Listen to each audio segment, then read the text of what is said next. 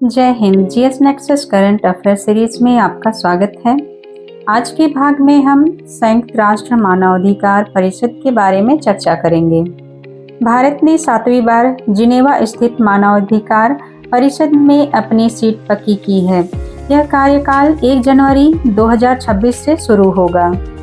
इस चुनाव में चुनी गई 14 सदस्य देश हैं: अंगोला, चिली, इक्वाडोर, मिस्र, Estonia, Bharat, Iraq, Italy, Mauritius, Pakistan, Slovenia, दक्षिण अफ्रीका, यूनाइटेड किंगडम और वियतनाम।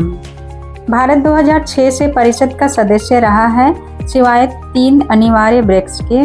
2011, 2018 और 2025 पहली बार 2006 में भारत को सबसे अधिक मतों के साथ चुना गया था। अब हम जानते हैं संयुक्त राष्ट्र मानवाधिकार परिषद क्या है। पहला, यह एक अंतर सरकारी संस्था है जो दुनिया भर में मानवाधिकारों की सुरक्षा और संवर्धन के लिए काम करती है।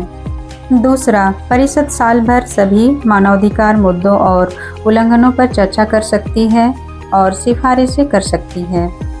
तीसरा, इसे 15 मार्च 2006 को संयुक्त राष्ट्र महासभा ने बनाया था और इसके पुराने UN मानवाधिकार आयोग की जगह ली। इसकी पहली बैठक जून 2006 में हुई थी और यह जिनेवा कार्यालय स्विट्जरलैंड में बैठती है। इसके अलावा मानव अधिकार परिषद की सदस्यता के बारे में जानेंगे।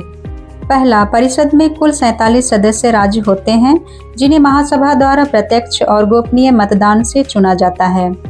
तीसरा, सदस्यता का भू आधारित वितरण इस प्रकार है: अफ्रीकी राज्य 13 सीटें, एशिया पैसिफिक 13 सीटें, लैटिन अमेरिका और कैरिबियन 8 सीटें, पश्चिमी यूरोप और अन्य 7 सीटें, पूर्वी यूरोप 6 सीटें।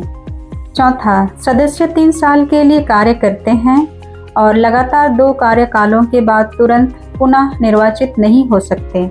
पांचवा, सदस्य बनने के साथ ही उच्च मानवाधिकार मानकों को बनाए रखना एक जिम्मेदारी बनती है। और हम भारत में संवैधानिक प्रावधान पर प्रकाश डालते हैं। मौलिक अधिकार, फंडामेंटल राइट्स।